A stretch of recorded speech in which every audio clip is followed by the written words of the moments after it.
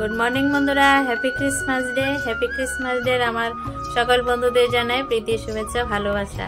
आजकेर दिनटा सबार शुभ होक मंगल होक এই কামনা রইল। तो बंधुरा आजके तो बड़ दिन के किभाबे काटाচ্ছো आजकेर दिनटा निश्चय जानिও कमेंटे। जानी सबाई एकटु घोराघुरी करबे, आनंद करबे, एनजय करबे, भालो खाওয়া दाওয়া হবে। तो এই তো বড় দিনের একটা খুশি আনন্দ। তো সবার আজকের দিনটা খুব এনজয় করো, ভালোভাবে কাটো এই কামনা রইল সবার। তো বন্ধুরা দেখো চা খেয়ে ভাত বসিয়ে দিয়েছি, ভাতটা হয়ে গেছে, আর ঝরিয়ে নেব। তো আজ বড়দিন স্পেশাল কিছুই নেই। তো হাজবেন্ড বলেছিল চিকেন আনতে, তো চিকেন ভালো লাগছে না, দুদিন আগে চিকেন খেয়েছি, তারপরে তো মটন দিয়ে ঘুগনি করেছিলাম চিকেন দিয়ে, তো খেয়েছি আর ভালো লাগছে না চিকেন খেতে। তো আজ সিম্পলি রান্না বান্না হবে। তো বাজার থেকে এনেছে পনিরটাই রান্না করবো। দাঁড়াও আগে মাঠটা ঝরিয়ে নিই, তারপর কথা বলছি। তো বড়দিন স্পেশাল সবাই এনজয় করো জানি, কেউ তো পিকনিক করে, ঘোরাঘুরি করে, কেক কাটিং করে, অনেক কিছুই করে। তো আমাদের বড়দিন স্পেশাল কিছুই হয় না, সিম্পলি জীবনযাপন এই চলছে, এভাবেই চলতে হবে মানিয়ে। তো দেখো পনির আনিয়েছি, চিকেনটা যেহেতু আজ হবে না, ভালো লাগে না, 2-3 দিন আগে মানে চিকেন খাওয়া হয়েছে। তো ফুলকপি আছে, আলু ফুলকপি দিয়ে পনিরটা রান্না করবো, বেগুন ভাজা করবো, ডালও করবো না, ডালও আছে। তো আজ শরীরটা ভালো লাগছে না, আগরতলা গিয়েছিলাম, কালকে মিটিং ছিল, তো ওখান থেকে আসতে সন্ধ্যা হয়ে গেছে, তো আজ ভালো লাগছে না।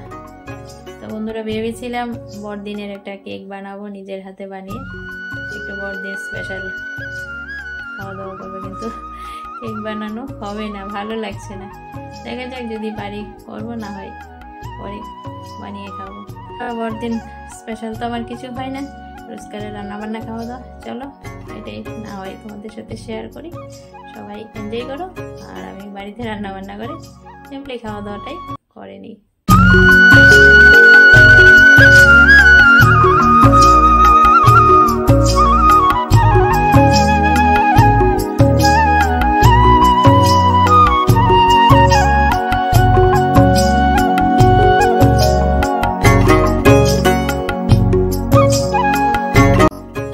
সবজি কেটে নিয়েছি, আলু কেটে ভাপে বসিয়ে দিলাম। তো রান্নার জোগাড় যন্ত্র হয়ে গেছে, রান্না করবো স্টার্ট। আর এখন করবো একটা পিঠা, ভাপা পিঠা। তো সকালে জল খাবারে এই যে কেকের বাটিটা দিয়ে আমি ভাপা পিঠা বানাবো। এবার সব পিঠা এখনো খাইনি, আর জানোই তো আমি চা খাই সকালে বিস্কিট দিয়ে। তো সকালে তো আমি চাটা খাই বিস্কিট দিয়ে, তারপরে একটু হালকা পাতলা টিফিন করি। তো ভাবলাম আজকে টিফিনে একটা ভাপা পিঠা বানিয়ে নেবো। তো ভাপা পিঠাটা কি দিয়ে বানাচ্ছি, কিভাবে বানাচ্ছি, চলো সেটা শেয়ার করবো। রান্না বান্না তো সিম্পলি হবে, রোজকার রান্না বান্না তো দেখো। তো এখন সকালে জল খাবারে আমি ভাপা পিঠা বানাচ্ছি এই যে কেকের বাটিতে। তো ভাপা পিঠা ছোট ছোট করে না বানিয়ে এই যে কেকের বাটিতে বানিয়ে নেবো। কি দিয়ে বানাচ্ছি, কি কি উপকরণ লাগছে, তো চলো দেখতে থাকো। তো আজ ফার্স্ট টাইম পিঠা বানাবো, শীতকাল পড়েছে, তাহলে জল খাবারে হবে আজ ভাপা পিঠা। তাহলে দেখো আমি আজ কিভাবে এই যে কেকের বাটিতে পিঠাটা বানাচ্ছি। তো বন্ধুরা দেখো সুজি নিয়েছি 1 বাটি, সুজি দিয়ে আজ ভাপা পিঠাটা করব। তো সুজিটা প্রথমে একটা বাটিতে নিয়ে নেব, বাটিতে নিয়ে নিলাম, আর কিছু পরিমাণ চিনি দিলাম, আর লবণ দিলাম পরিমাণ মতো, মিশিয়ে নেব, নাড়াচাড়া দিয়ে মিশিয়ে নিলাম। তারপর দেখো আমি পাউডার মিল্ক জলে গুলে নিয়েছি। তো অল্প অল্প করে দিয়ে এটাকে একটা ব্যাটার তৈরি করব। এই যে বন্ধুরা অল্প অল্প দুধ দিয়ে ভাপা পিঠার ব্যাটারটা রেডি করে নিচ্ছি, নাড়াচাড়া দিয়ে। তো দেখো নাড়াচাড়া দিয়ে মিশিয়ে নিয়েছি, কিছুক্ষণ এখন রেস্টে রাখবো সুজিটা যাতে ফুলে ওঠে। তো কিছুক্ষণ পর এসে নাড়াচাড়া দিয়ে দেখলাম যে ব্যাটারটা এরকম হয়েছে। তো আরও অল্প একটু দুধ রয়েছে, সেটাও দিয়ে নাড়াচাড়া দিয়ে দেবো। দেখতেই পাচ্ছ সুজির ব্যাটারটা কীরকম হয়েছে। তো দুধটা দিয়ে আবার নাড়াচাড়া করে নিয়েছি, দেখতেই পাচ্ছ। তারপর রান্নার এখান থেকে দুধ পুরো আমি পনির নিয়েছি, গ্রেট করবো, আর গুড় নিয়েছি। তো দেখো পনিরটা আমি গ্রেট করে নিয়েছি, আর গুড়টা নরম বলে গ্রেট করা হলো না, এভাবে করে নিয়েছি। তারপর এই যে কেকের বাটিতে ব্যাটারটা দিয়ে দিলাম সুজি, আর এখন এই যে পনির গ্রেট করে রেখেছি এটা ছড়িয়ে ছিটিয়ে দিয়ে দেবো চারিদিকে। তো দেখো পনিরটা দেওয়া হয়ে গেছে, এখন দিয়ে দেবো গুড়টা উপর থেকে, এই যে গুঁড়ো দিয়ে দিলাম। তো পুরো ব্যাটারটা দিইনি, এখন উপর থেকে আবার কিছু অংশ ব্যাটার রয়েছে দিয়ে দেবো কেকের বাটিতে। এই যে পুরো ঢাকা দিয়ে দিলাম, বাকি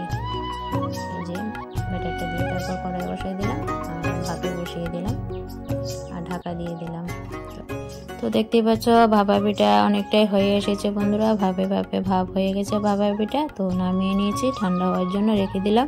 ঠান্ডা হওয়ার পর দেখো প্লেটে নিয়ে নিয়েছি। কত সুন্দর হয়েছে সুজির ভাপা পিঠাটা, দেখো একদম দারুণ হয়েছে দেখতে, আর খেতে তো দুর্দান্ত টেস্ট হয়েছে। সফট নরম একটা ভাপা পিঠা হয়ে গেছে রেডি।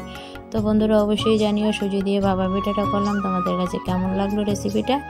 তো অবশ্যই ট্রাই করো, শীতকালে এরকম ভাপা পিঠা সকালে জলখাবারে হতেই পারে।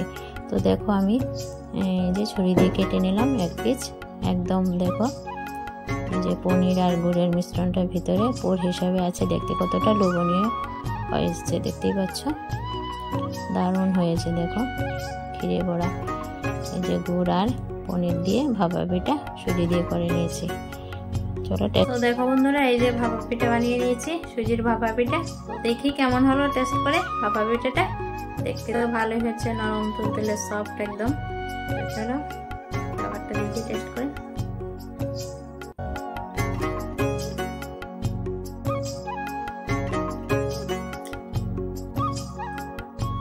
দারুণ বন্ধুরা, পনির আর গুড়ের মানে মিশ্রণটা মুখে পড়েছে, দারুণ লাগে খেতে।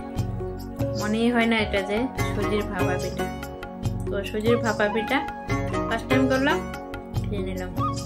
অবশ্যই জানিও আমার সিম্পলি ভাপা পিঠা সুজি দিয়ে বানালাম কেমন হয়েছে রেসিপিটা। তো রান্না বান্না বসিয়ে দিয়েছি, চলো দিয়ে তারপর রান্না বান্নাগুলি করে নিই।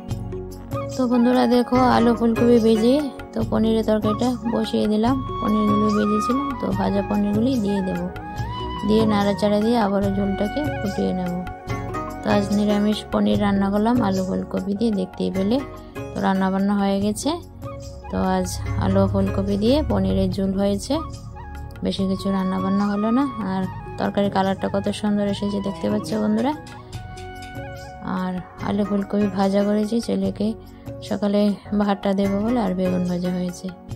এই তো বন্ধুরা রান্না বান্না দুপুরের আজকের ব্লগ স্টার্টিংটাই বন্ধুরা যে এনার্জি নিয়ে স্টার্ট করি, সেই এনার্জিটা যেন আর রান্নাবান্নায় ঢুকে পড়লে আর থাকে না। রান্নাবান্না কখন শেষ করব, কখন কাজ বাজ শেষ করব, স্নান করব, খাওয়া দাওয়া করব, দিনটা শেষ হয়ে যাচ্ছে এই চিন্তাধারা। তো এই আসলাম সমস্ত কাজ গুছগাছ করে, স্নান করে আসলাম, খাওয়া দাওয়া করিনি, খাওয়া দাওয়াটা করব। তখন 2-3 মিনিট রেস্ট করি, তারপর খাওয়া দাওয়াটা সেরে আবারও তোমাদের সামনে চলে আসি। কাল আগরতলা গিয়েছিলাম, আগরতলা থেকে 2-1টা জিনিস ঘরে এনেছি। তো খাওয়া দাওয়া সেরে একটু রেস্ট করে তোমাদের শেয়ার করব কি কি আনলাম 2-1টা জিনিস। তো চলো আসছি পরে। তো ধরো ভাত খেয়ে নিয়েছি, খেয়ে দিয়ে আবার তোমাদের সামনে আসলাম। তো আগরতলা থেকে 2-1টা জিনিস এনেছি বলেছিলাম না তোমাদের, তো সেগুলি চলো একটু তোমাদের সাথে শেয়ার করি। তো প্রথমে দেখাবো, দেখো 2টা স্টিলের বাটি আনলাম। এই যে দেখো বাই 1 get 1 ফ্রি, 2টা বাটি 99 টাকা।